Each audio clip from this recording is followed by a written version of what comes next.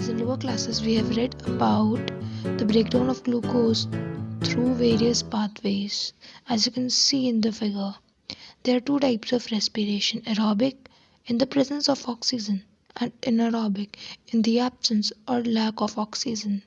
As you can see in the figure, mechanisms of breathing vary among different groups of animals depending mainly on their habitats and levels of organization. As you can see in the figure, various animals respire through various respiratory organs. Now this is a diagrammatic view of human respiratory system. Now let's study about human respiratory system. We have a pair of external nostrils opening out above the upper lips. It leads to nasal chamber through the nasal passage. The nasal chamber opens into pharynx, a common passage for food and air. The pharynx opens through the larynx region into the trachea. Larynx is a cartilaginous box which helps in sound production and hence is also called sound box. During swallowing, glottis is covered by thin elastic cartilaginous flap called epiglottis to prevent the entry of food into the larynx. Now in humans we have 33 vertebrae, out of which 12 are thoracic and 7 are cervical. So trachea is a straight tube extending up to the mid-thoracic cavity which divides at the level of 5th thoracic vertebrae into right and left primary bronchi. Each bronchi undergoes repeated divisions to form the secondary and tertiary bronchi and bronchioles, ending up in very thin terminal bronchioles. The tracheae, primary, secondary and tertiary bronchi and initial bronchioles are supported by incomplete cartilaginous rings, or rather sheath-shaped cartilaginous rings, which prevents the collapsing of air during the air passage. Each terminal bronchiole gives rise to a number of very thin, irregular, walled and vascularized bag-like structures called alveoli. The branching network of bronchi, bronchioles and alveoli comprise the lungs.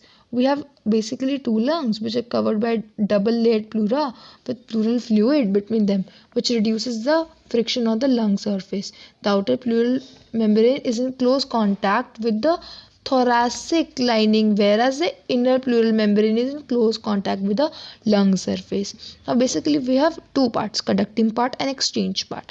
The conducting part constitutes from external nostrils up to terminal bronchioles, that is from nostrils to bronchioles is the conducting part. It helps transport the atmospheric air to the alveoli, clears it from foreign particles, humidifies and also brings the air to body temperature. The second is exchange part, or the part from alveoli, or basically the alveoli and their ducts. Exchange part is the actual part or the actual site where the exchange of gases, exchange of O2 and CO2 takes place.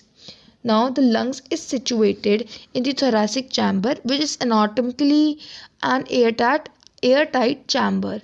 The thoracic chamber is formed dorsally, that is at the back by the vertebral column, ventrally, that is at the front by sternum. Sternum is a flat bone at the middle of chest cavity. Laterally, that is at the side by ribs, and at the lower side or at the bottom by diaphragm, a dome-shaped diaphragm. The anatomical setup of lungs in thorax is such that any change in the volume of the thoracic cavity will be reflected in the lung cavity or pulmonary cavity. Such an arrangement is essential for breathing as we cannot directly alter the pulmonary volume. So respiration is basically in 5 steps. Number 1, breathing or pulmonary ventilation, by which atmospheric air is drawn in and CO2 rich alveolar air is released out. Number 2, diffusion of gases O2 and CO2 across the alveolar membrane. Number 3, transport of gases by blood. Number 4, diffusion of O2 and CO2 between blood and tissues. Number 5, utilization of O2 by cells for catabolic reactions and resultant release of CO2. I hope you understood the concept. Thank you.